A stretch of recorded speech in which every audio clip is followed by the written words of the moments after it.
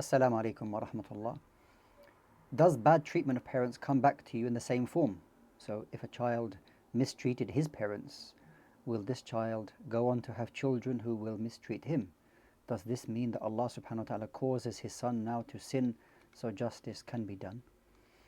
So, first and foremost, if any son or daughter mistreats their parents, this is to be considered one of the great sins in front of Allah subhanahu wa ta'ala. And the person is to change the situation. Now, when you say a child, I'm not sure what age you're talking about. If they're below the age of puberty, then they're not accountable. But if they're of sound mind and understand what they're doing, then they should be told to fear Allah subhanahu wa ta'ala and to treat their parents with the very best treatment. Now, if they did, as mentioned here, does it mean that Allah subhanahu wa ta'ala will then invoke upon them the same thing that they did to their parents? No, not necessarily.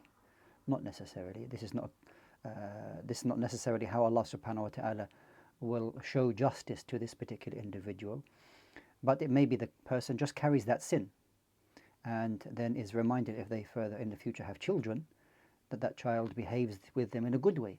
So this may serve as a good reminder to them that what they did not do to their own parents. So these matters we leave to Allah subhanahu wa ta'ala. Allah Azza wa Jal knows how He will deal with people, but each individual needs to rectify their situation, to repent, and to make up for any shortcomings they did towards their parents, and make the best of the time that they have with their parents, and Allah subhanahu wa ta'ala is best.